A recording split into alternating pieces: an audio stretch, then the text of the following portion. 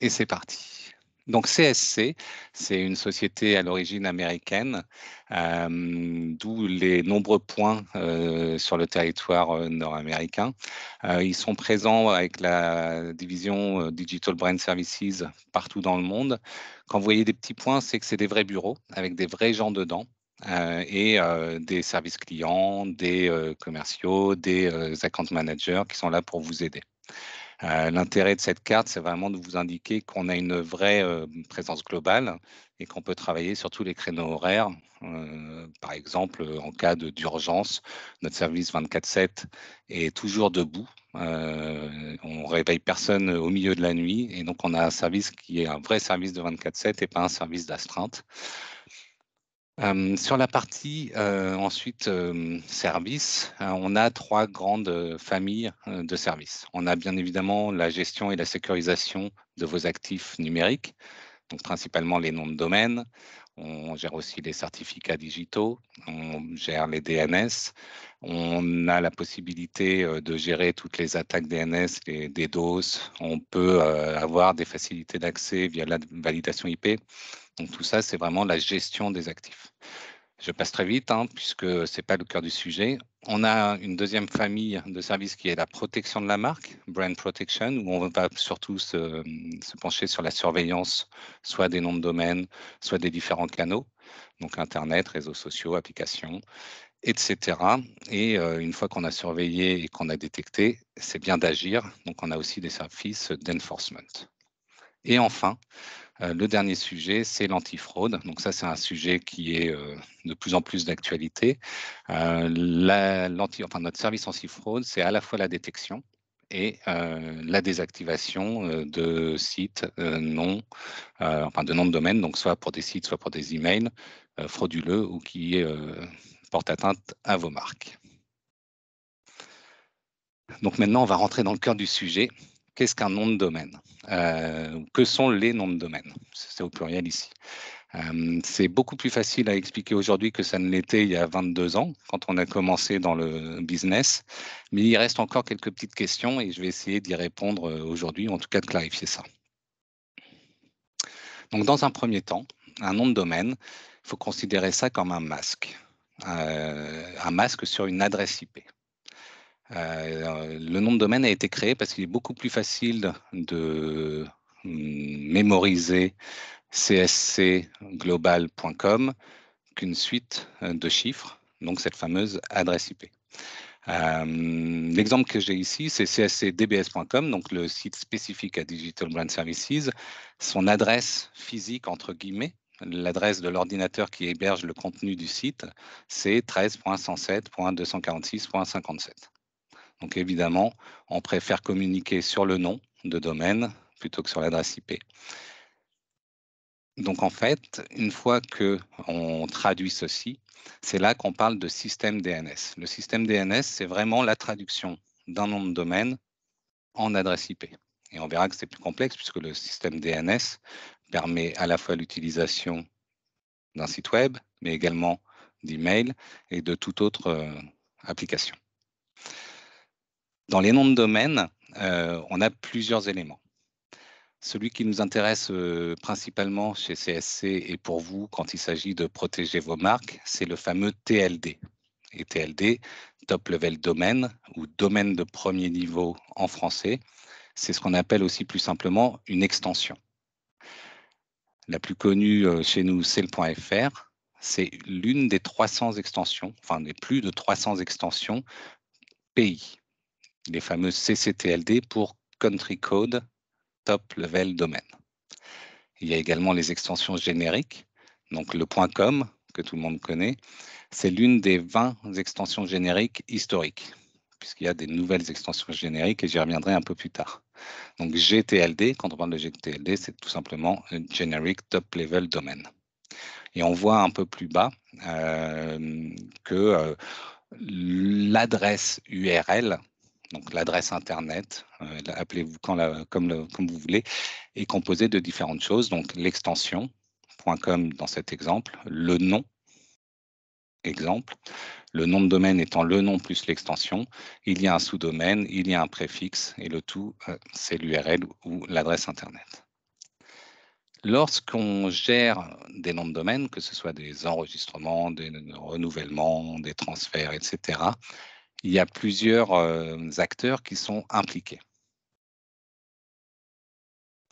Le premier, c'est le registrant. C'est vous en tant que détenteur de marque et c'est donc le titulaire de nom de domaine. Donc pour le nom de domaine cscdbs.com, par exemple, le titulaire et le registrant, c'est CSC. Le registrar, c'est l'intermédiaire. C'est l'entité qui va avoir l'autorisation d'enregistrer et de gérer les noms de domaine pour vous. Donc, en l'occurrence, on est notre propre registrar, pardon, donc CSC également et le registrar. Et enfin, il y a l'autorité de régulation de l'extension, donc qui décide des règlements. Dans la majorité des cas, les extensions sont ouvertes et sur la base du premier arrivé, premier servi. C'est le cas du .com. Si un nom de domaine est disponible, vous pouvez l'enregistrer. Il n'y a pas de prérequis. Pour le .fr, la seule règle, c'est d'être membre de l'Union européenne, soit en tant que société, soit en tant qu'individu. Quand on enregistre un nom de domaine, on doit fournir plusieurs informations. Ces informations vont être nécessaires pour indiquer, enfin pour apparaître dans le WIS. Le WIS, c'est la carte d'identité d'un nom de domaine. Il y a deux types de WIS, un WIS registre et un WIS registrar. À l'écran, actuellement, vous voyez le WIS registre qui n'indique pas énormément d'informations à part le registrar, en l'occurrence CSC, les DNS et les domaines statuts. Et je vais y revenir. Alors, juste une petite question, enfin un petit point pour mes collègues. Si vous voyez qu'il y a une question, je ne peux pas le voir en même temps, donc n'hésitez pas à faire un petit levage de main, comme ça m'aidera. Voici donc à l'écran, alors en petit, je suis désolé, le WIS registrar qui va indiquer l'ensemble des informations. Donc on a la partie registrant, donc le titulaire du nom de domaine, le contact administratif, qui est un contact au sein du registrant ou autre qu'on peut contacter quand on a une question, et le contact technique qui généralement est le contact qui va gérer les DNS, l'information qui est tout en bas. J'ajoute un petit zoom pour indiquer le domaine statut. Cette partie est importante, ça indique le degré de sécurisation de votre nom de domaine.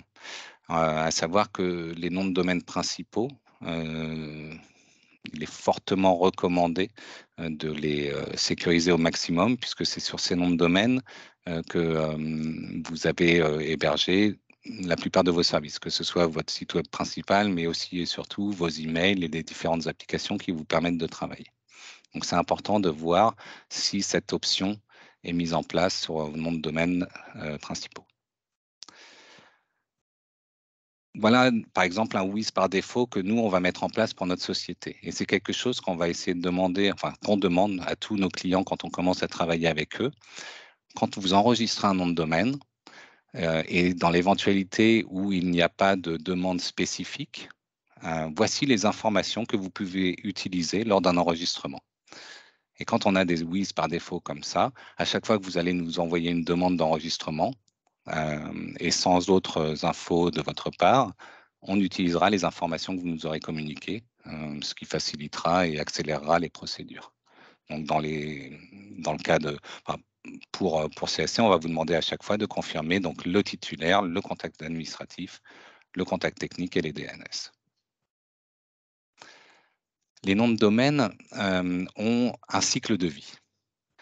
Donc, au moment où on enregistre un nom de domaine, enfin, s'il est disponible, alors je suis désolé, je vais essayer de retrouver ce logo en français avant de partager les slides, mais une fois qu'un nom de domaine est disponible, ça veut dire qu'on peut l'enregistrer. Une fois qu'on l'enregistre, on va le renouveler, mais dans l'éventualité où on ne le renouvelle pas, il va expirer, mais pas forcément tout de suite. Il y aura des périodes de grâce et ensuite des périodes pendant lesquelles le nom de domaine va être bloqué, puis remis de nouveau accessible et disponible à l'enregistrement. Je montre ce logo maintenant, enfin ce graphe maintenant, mais on y reviendra tout à l'heure dans le cas où un nom de domaine n'est pas disponible à enregistrement. Quand on parle des noms de domaine, on a parlé du registrant, du registraire, du registre. Il y a une autorité qui gère le tout au niveau mondial et on en parle souvent. Vous avez peut-être entendu parler aussi dans les infos, dans les news. Il s'agit de l'ICANN. Donc, je vous ai copié-collé une partie de la définition de Wikipédia. Je ne vais pas la lire en entier, mais en gros, c'est une association à but non lucratif de droit californien qui va gérer l'adressage IP et les noms de domaine de premier niveau. Et c'est eux qui vont ensuite décider de confier à des registres les extensions génériques. Ils confient évidemment au gouvernement le soin de confier les CCTLD à des organismes de leur choix. Donc en français, l'ICANN, en français, oui, c'est vrai que j'essaie de traduire un petit peu la définition de Wikipédia. Donc l'ICANN s'assure du bon fonctionnement du système DNS. Et le système DNS, c'est donc l'adressage IP, la maintenance du système DNS racine, le DNS racine étant l'ordinateur qui va répondre à la première requête lors d'une demande. Par exemple, je tape un nom de domaine dans mon navigateur. Si je ne suis jamais allé sur ce site, que mon FAI n'a jamais eu de demande pour ce site et donc il n'y a pas de cache ou d'historique, il y a un premier ordinateur qui va dire ah, il s'agit d'un .com. Et donc, cet ordinateur va dire allez chez VeriSign. VeriSign étant le registre du .com. Ensuite, VeriSign va dire ah, il s'agit de cscdbs.com. Donc, il faut aller sur ces DNS qui sont hébergés, enfin, en tout cas gérés par CSC. Et CSC va ensuite dire ah, mais il s'agit de www.cscdbs.com. Voici l'adresse IP et je vous remets, enfin, et vous avez sous vos yeux ébahis le contenu du site web. Tout cela se faisant beaucoup plus rapidement que ce que je viens de le dire. Et donc, évidemment, ils affectent les domaines de premier niveau au registre. Voilà. Donc, l'ICANN a eu la bonne idée, il y a une dizaine d'années maintenant, de lancer de nouveaux projets. Il y a eu les IDN, ça peut remonter un peu plus loin. Donc, les IDN, pour Internationalized Domain Names, sont les noms de domaine avec des caractères non latins. Donc, parfois, des noms de domaine en cyrillique, en arabe, enfin, dans toutes les langues qui sont non latines. Vous les voyez peut-être parfois dans vos portefeuilles de noms de domaine, ça commence toujours par XN-. Il y a à la fois les noms, mais il y a aussi des extensions qui sont en IDN. Et l'ICANN a également lancé les nouveaux TLD, les nouveaux GTLD. Donc c'est un programme qui a été décidé il y a une quinzaine d'années, lancé en 2012, et l'ICANN a reçu 1930 candidatures pour environ 1400 extensions. Alors, il y a une différence entre le nombre de candidatures reçues et le nombre d'extensions au final, puisqu'il y a eu des doublons. Il y a eu par exemple 10 candidats pour le point app, je crois, même peut-être 13, j'ai un doute.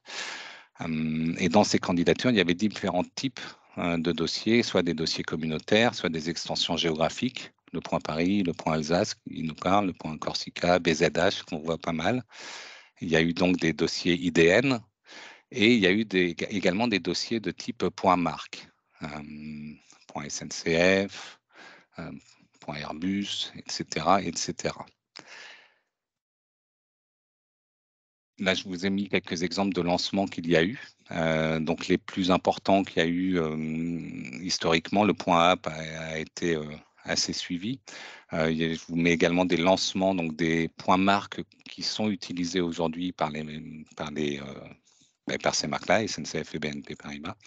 Récemment, les dernières nouvelles extensions qui ont été lancées, le point Kids, qui est en ce moment. Il y a eu le point Chanel il y a quelques mois, le point Day un peu plus tôt cette année. Et au total, ça fait 780 extensions en plus qui sont ouvertes, disponibles à l'achat et qui du coup posent parfois quelques problèmes aux détenteurs de marques. Si on ajoute l'ensemble des extensions pays, les extensions génériques historiques et les nouvelles extensions, ça fait beaucoup de noms de domaine possibles que des tiers peuvent enregistrer à votre place. Il existe des outils pour se protéger. Donc, le premier d'entre eux, c'est la TMCH, la Trademark Clearing House. La Trademark Clearing House, c'est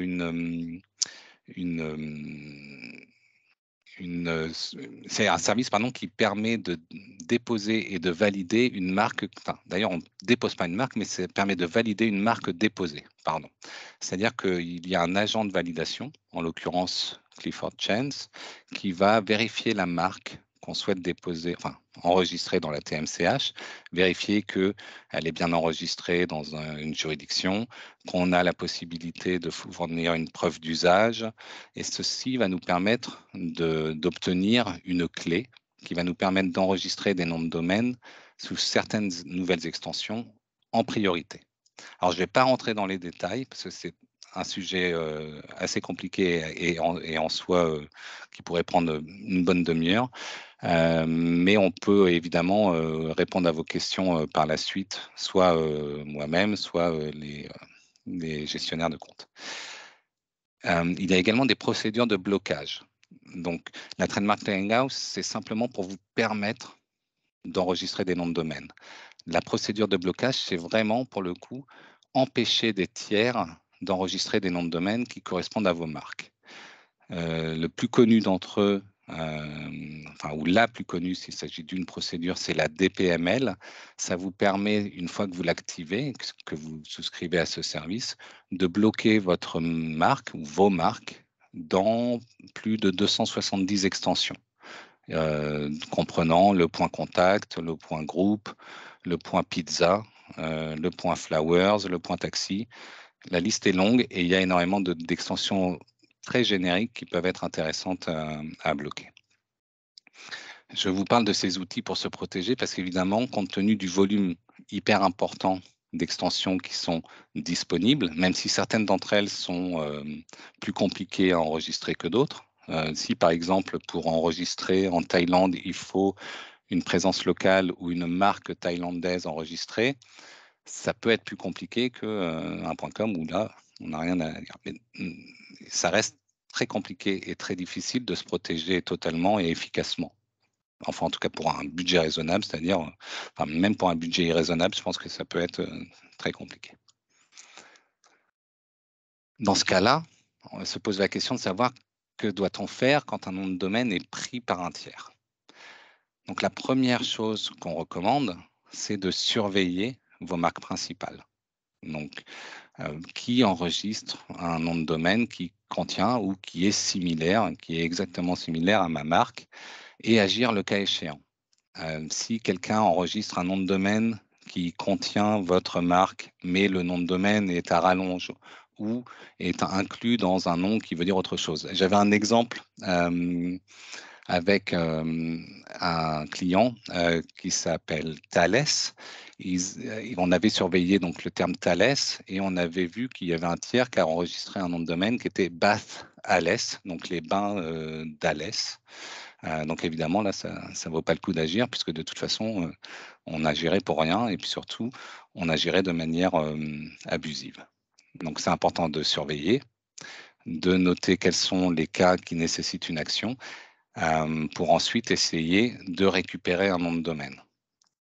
Dans le cadre de cette résolution des litiges et de la récupération de nom de domaine, nous, CSC, on fonctionne en plusieurs étapes. On a une première étape qui est l'analyse, donc le Digital Asset Investigation, qui va vous indiquer si, oui, on a la possibilité de prendre des actions pour récupérer le nom de domaine.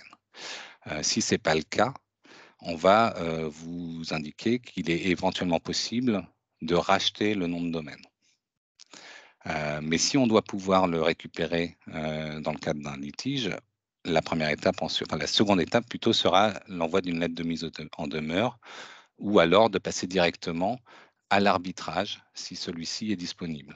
Donc l'arbitrage, le DRP pour Domain Resolution Policy ou UDRP pour Uniform Domain Resolution Policy sont proposés ou non par les registres. Donc la plupart des registres importants proposent de l'arbitrage. Si ce n'est pas le cas, malheureusement, il faut passer par les tribunaux locaux en général pour essayer de récupérer le nom de domaine. Ça, c'est beaucoup plus compliqué. Voici un petit peu les différents cas et services d'action contre les abus qu'on vous propose.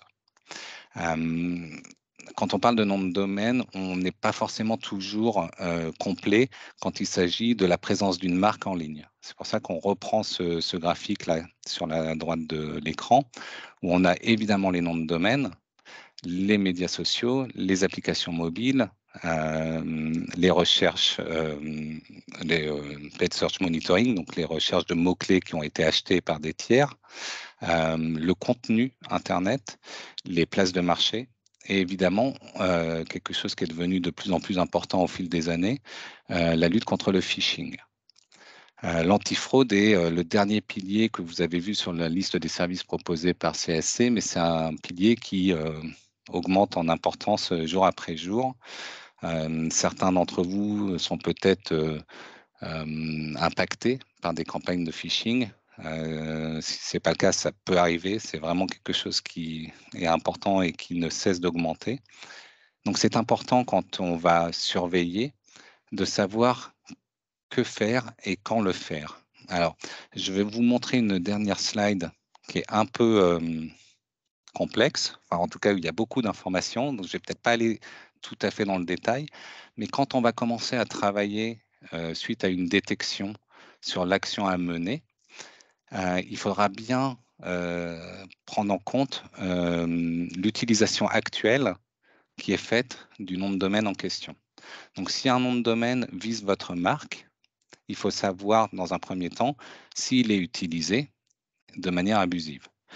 Parce que si, par exemple, un nom de domaine est utilisé dans le cadre d'une campagne de phishing et qu'on souhaite lancer une procédure UDRP, cette procédure est longue et la campagne de phishing aura tout le temps de faire des victimes avant qu'on puisse désactiver le nom de domaine. Donc, dans certains cas, on va vous conseiller, évidemment, si c'est important, de récupérer le nom de domaine, mais dans le même temps, d'effectuer des demandes de takedown, donc de désactivation, pour que le nom de domaine ne puisse plus être utilisé, soit par un site, soit pour des emails, et porter ainsi, atteinte à votre marque. J'y arriverai, pardon.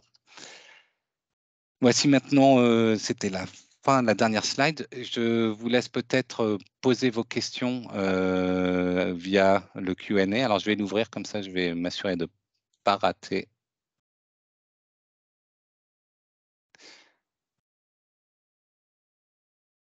Non, je ne sais pas si vous avez des questions.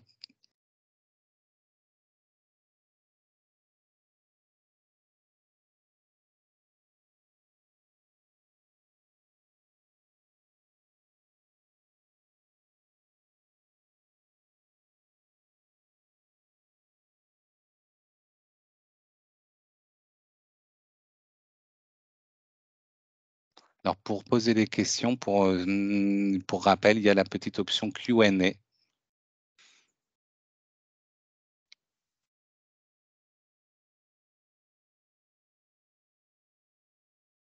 Sinon, vous pouvez lever la main et je pourrai activer votre micro si vous préférez cette option-là.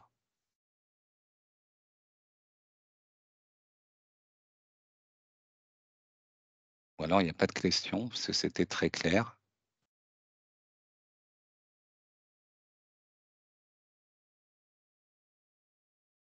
Ah, alors,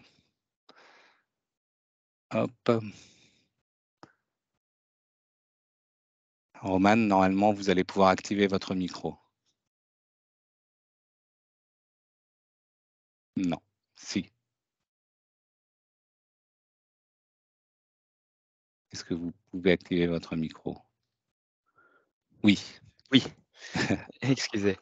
Oui, juste une question rapide. Au niveau des procédures de blocage, les DPML, Adult Block, Short Block, c'est uniquement pour les nouveaux TLD ou pas? Alors, en très grande majorité, il y a la DPML qui permet de bloquer certaines extensions génériques historiques, type .info me semble-t-il. Par contre, si le nom, comme dans tout système de blocage, si le nom est déjà enregistré, c'est pas rétroactif. Donc, c'est principalement les nouvelles extensions génériques, là, dans l'écrasante majorité. Merci. Je vous en prie. Merci pour la question.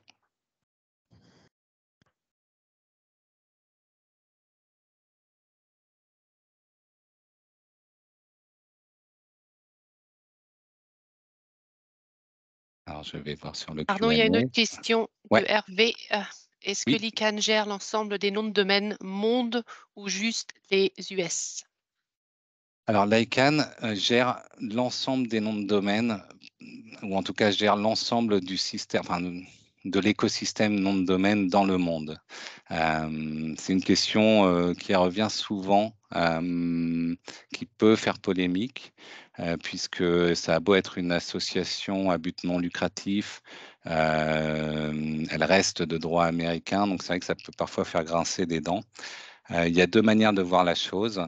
Ceux qui se disent qu'il faudrait confier ce sujet à une organisation internationale sur le modèle de la Croix-Rouge, par exemple, et ceux qui disent que oui, effectivement, c'est américain. Effectivement, il y a des liens avec le département du commerce américain, mais ça existe depuis plusieurs dizaines d'années, ça fonctionne très bien. Il n'y a jamais eu de blocage, et jamais eu non plus de.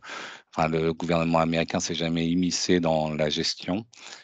Donc, on peut voir la chose des deux côtés. En tout cas, ça fonctionne bien. Les seuls moments de blocage ne sont pas dus à l'ICANN en tant que quantité américaine, mais plutôt dus à des pays ou des gouvernements qui bloquent à l'intérieur de leurs frontières plutôt que de se voir bloqués par l'ICANN.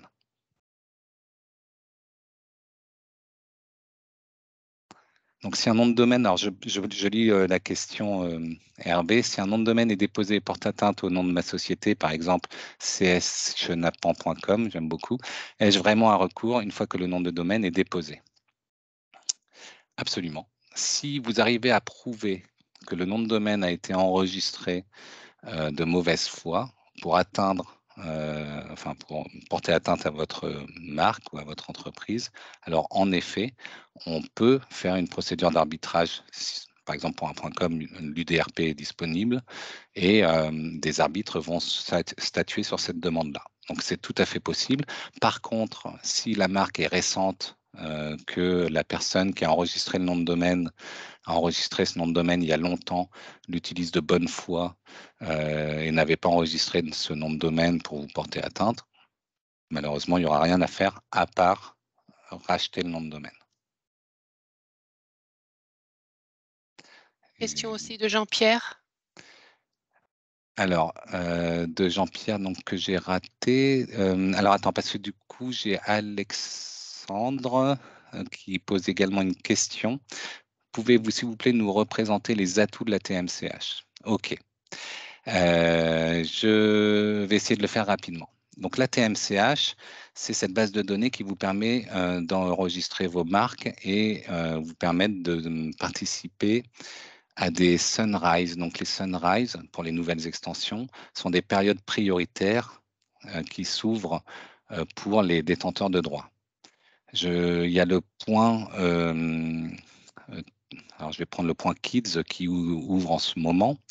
Avant que le grand public ne puisse se positionner pour enregistrer un nom de domaine, il y a cette période prioritaire qui est réservée aux sociétés qui ont leur marque inscrite dans la TMCH et du coup, ils pourront demander le nom de domaine avant le grand public, avec moins de risques de voir, comme c'est sur le principe du premier arrivé, premier servi, il y aura moins de risques qu'un tiers enregistre votre marque dans le cadre de cette ouverture générale.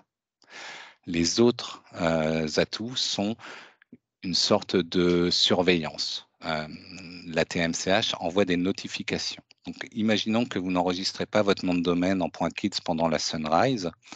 Vous dites c'est pas mon créneau. Je suis plutôt dans l'industrie lourde et on n'a pas de clients enfants. Bah, vous pouvez vous dire que vous allez passer votre tour. Par contre, si quelqu'un enregistre un nom de domaine qui correspond exactement à votre marque en .kids, notamment dans les premiers jours, vous allez recevoir une notification parce que cette personne aura enregistré ce nom de domaine qui correspond à votre marque. Et cette même personne, dans les 90 premiers jours du lancement, sera notifiée elle-même en disant « Attention, vous allez enregistrer cette marque.kids, sachez que cette marque existe déjà, et donc vous ne pourrez pas ensuite dire que vous n'étiez pas au courant. » Voilà, je l'ai fait en cours, j'espère que ça a répondu à vos questions, mais sinon, vous n'hésitez pas à nous envoyer un petit mail et on vous fera un petit topo sur le sujet. Renaud, je vois que vous parlez de blocage du point RU. Alors non. Alors déjà parce que le point RU, c'est la responsabilité du gouvernement russe. Donc ils ne vont pas s'auto-bloquer. L'ICANN n'a pas non plus retiré de la racine DNS le point .ru, comme elle n'a pas retiré l'extension pour la Corée du Nord ou pour d'autres pays qui sont un peu problématiques. Donc non, pas de blocage du point .ru. Par contre, la Russie peut décider de bloquer d'autres extensions. Ça ne serait pas du tout malin de sa part, puisque les Russes utilisent d'autres extensions. J'imagine qu'ils sont très friands du .com comme tout le monde. Donc, en tout cas, ce n'est pas d'actualité. Alors, Oui, une donc question de effectivement, Jean-Pierre. Jean-Pierre, maintenant, excusez-moi, Non, mais pas de souci. Non, c'était juste pour savoir s'il y avait eu des améliorations ou quel était le pourcentage d'extension ou pour l'import des clés pour le DNSSEC, pour les clés KSK. Maintenant, on pouvait les faire en automatique et pas des imports manuels lors des renouvellements, parce que Oui. certaines extensions, c'était un peu compliqué. Il fallait envoyer. Alors, très bonne question. Le taux d'utilisation, en tout cas d'adhésion au DNSSEC par les différents registres, augmente tous les jours. Les principales extensions, alors quand on parle de principales, c'est toujours très relatif, hein, mais c'est vrai que quand on regarde notre base de clients et les noms de domaine et les extensions qu'on gère pour eux, dans quasiment tous les cas, le DNSSEC est disponible. Alors on peut reparler du sujet à part, Jean-Pierre. Il y a un site qui suit ça très régulièrement.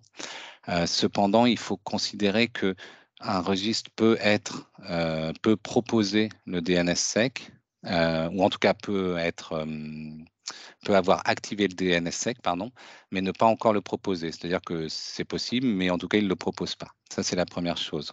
Ensuite, il faut voir si le registrar, donc en l'occurrence CSC, quand on gère vos noms de domaine, permet le DNSSEC, donc est en lien avec le registre pour permettre les échanges de clés. Et enfin, la dernière question est très importante. La mise à jour des fameuses clés pour le DNSSEC, c'est un souci. Alors, je vais pas y refaire un petit point. Alors, ça va être un peu technique, mais je vais le faire rapide. Le DNSSEC, donc, c'est la sécurisation des échanges sur la partie DNS, comme on peut avoir des certificats digitaux pour le contenu Internet. Je simplifie, hein, donc pour les puristes, vous m'excuserez. Ça nécessite en fait d'avoir une clé qu'on échange entre les différents intervenants et notamment le registrar et le registre. Et cette clé, pour que ce soit bien sécurisé, doit être mise à jour 2 fois par an, 1 fois par an minimum. Ça va dépendre des registres. Il y avait un registre portugais qui me semble demander ce que ce soit fait 2 fois par an. Bref, il y a des outils qui existeront très prochainement chez CSC pour automatiser ça. Je pense que la mise en œuvre, c'est prévu pour le début du 4e trimestre, mais là encore une fois, je ne vais pas m'avancer sur ce que veut dire début du 4e trimestre. Comme tout projet IT, on n'est pas sûr, mais ce sera possible d'automatiser cette fonction-là. Merci. Je vous en prie.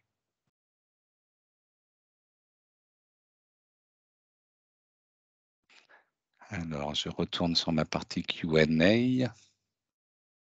Je ne crois pas qu'il y ait de nouvelles questions. N'hésitez pas, il reste encore 7 minutes pour ceux qui veulent encore.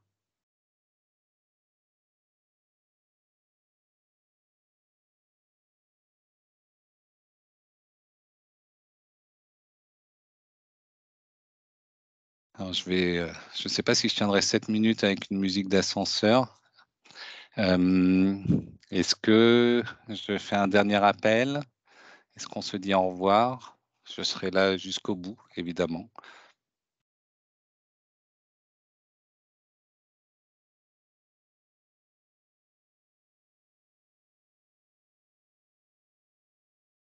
Merci Marie pour le pouce. Ah, ça y est, je vois qu'il y a une nouvelle question. Ah ben non. Merci à vous, Victor, et bonne journée aussi. Ah, je vois que le compteur décline. Bon, mais ça sonne le glas de cette réunion. Je reste toujours là. Je vais juste désactiver ma caméra. S'il y a une dernière question, merci pour les pouces et les applaudissements. On ne sait jamais. Je reste là jusqu'au bout s'il y a une dernière question. Merci à vous, Denise. À bientôt. Ah, alors Florent, je pense, ou alors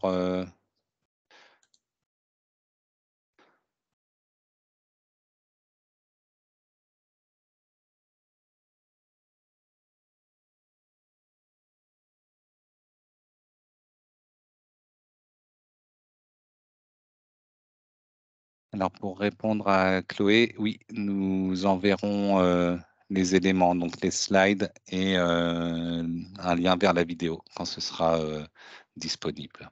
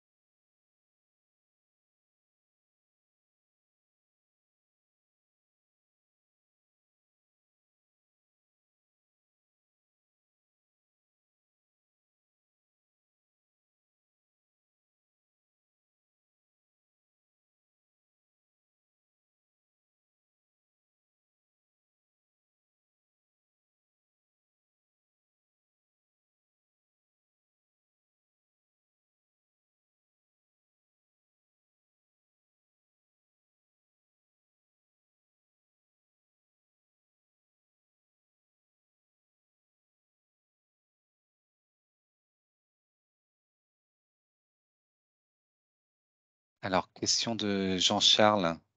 Alors, je ne sais pas si vous êtes encore là.